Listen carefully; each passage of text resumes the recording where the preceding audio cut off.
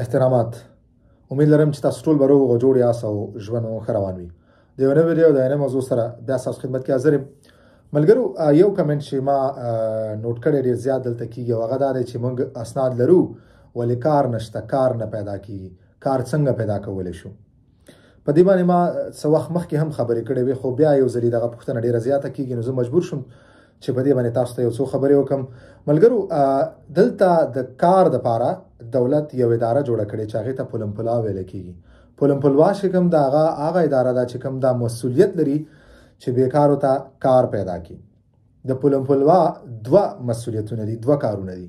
په هغې کې ټولو نه اول دا دی چې تاسو ته باید دوی کار پیدا کړي. دویم، که څوک غواړي چې فارماسیون وکړي، نو د دغه ادارې دا مسؤلیت دی چې فارماسیون هم تاسو ته پیدا کړي. اوس دغه فارماسیون هم ستاسو کار سره تړلی شوی دی. فارماسیون دې دپاره کېږي چې تاسو د خپلې خوښې فیلډ کې کار وکړئ. هغه فارماسیون هم دې دپاره چې تاسو کار وکړئ او کار پیدا کړئ. نو هغه ملګري چې کوم اسناد لري، طبیعي خبره دوی به ثبت نام کړئ پلمپلوا کې. که چېرې تاسو نه یې کړئ، دا ډېر ضروري دی تاسو لاړ شئ پلمپلوا کې ثبت نام وکړئ. پلمپلوا کې تاسو ته بیا یو کونسۍ درکوي، یو راهنما درکوي، یو نفر چې هغه د دې مسؤلیت لري ستاسو دوسي چې تاسو سره کومک وکړي تر څو تاسو کار پیدا کړئ. نو راسن پلمپلوا ته لاړ شئ او هغو نه غوښتنه وکړئ چې تاسو ته کار پیدا کړي. که چېرې کار تاسو نه کول غواړئ یا هغې کې وخت لګېږي، یا تاسو هغو نه د فارماسیون غوښتنه هم کولی شئ. فارماسیون د ټولو نه تیزترینه، بهترینه او اسانترینه طریقه ده چې تاسو په خپلې خوښې فیلډ کې، یعنې په څه کې چې مخکې تاسو کار کړی په هغه فیلډ کې تاسو ته کار وکړئ. نو تاسو د فارماسیون غوښتنه هم کولی شئ او د پلمپلوا دا مسؤلیت دی چې تاسو ته کار پیدا کړي. نو دا خو یو ځای دی، یو اپشن دی تاسو سره چې تاسو کار پیدا کولی شئ. دې نه علاوه تاسو خپله سی وي جوړه کړئ. که کوم ملګری خپله نشي جوړولی، دلته په مارکیټ کې داسې دفاتر موجود دي چې هغه تاسو ته په 10 روپۍ په 20 روپۍ سی وي جوړوي.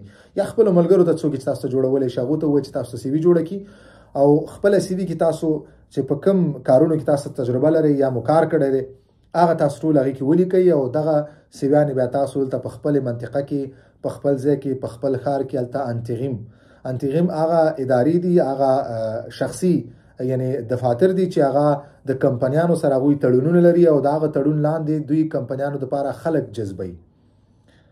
یعنی دا ریکروټینګ ایجنسیانې دې ته په انګلیسي کې وایي یا فرانسوي کې انتغیم.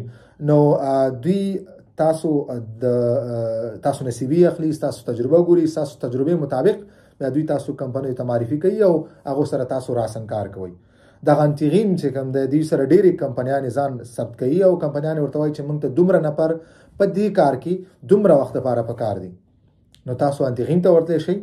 انتغیم په هر ښار کې انتغیمونه شته، په هره منطقه کې شته. تاسو یې ګوګل کولی شئ. په ګوګل کې تاسو ته نږدې پیدا کېږي او تاسو انتغیم ته ورشئ او تاسو د کار لپاره غوښتنه وکړئ، خپله سی وي ورولئ. انتغیم کې تنخواګانې هم ښې دي. بنسبت چې تاسو د پنجابي سره یا د ترکي سره یا د عربي سره کار کوئ، زه تاسو تشویقوم چې تاسو کوشش وکړئ انتغیمونو ته لاړ شئ، هغو ته ډمان وکړئ، هغه به تاسو ته ښه کار هم پیدا کړي او بل دا دی چې تاسو به تنخواه هم ښیي. نو دا یو دویم تاسو سره اپشن دی چې تاسو کار پیدا کړئ. دریم یو بل داسې یو اپشن دی چې هغه غیر رسمي یو اپشن دی، هغه دا دی چې تاسو هغه ملګري څوک چې کار کوي تاسو خپل ټولو ملګرو ته ووایئ، هغو سره خبره شریکه کوي چې موږ ته ضرورت دی، موږ باید کار وکړو. نو که هغه ملګري کوم چې کار کوي ستاسو، کیدای شي هغو سره د هغو په کومو سوسایټیانو کې چې هغه کار کوي، په کومو ځایونو کې هغه کار کوي، په هغه ځای کې کیدای شي د نفرو ضرورت وي. نو تاسو هلته هم کار کولی شئ، کار تاسو ستاسو ملګري پیدا کولی شي. نو خپلو دغه چې کوم ستاسو د ملګرو نیټورک دی، څومره ستاسو ملګري دغو ټولو ته میسیجونه پرېږدئ، زنګ ورته ووایئ، غوښتنه ترې وکړئ. څومره خلک چې تاسو پېژنئ چې هر ځای کې تاسو چېرته پوهېږئ یا معلومات لرئ د کس ضرورت وي کار دپاره، نو دغه یو بله طریقه ده چې تاسو کار پیدا کولی شئ. نو کارونه ډېر زیات دي، بالکل کار په اسانۍ سره پیدا کېږي، دومره سخت نه دی. تاسو کوشش وکئ، ملګرو سره خبره وکئ، لاړ شئ پلمپلوا نه کومک وغواړئ، انتغیم ته ورشئ، هلته خپلې سیویانې جمع کړئ. انشاءالله ډېر ژر به تاسو ته کار پیدا شي. مننه ملګرو. که کوم نور پوښتنه لري تاسو خپله پوښتنه دلته کمنټ کولی شئ. انشاءالله په خپل وخت به زه ستاسو د پوښتنې تاسو ته جواب درکوم په مخامخ.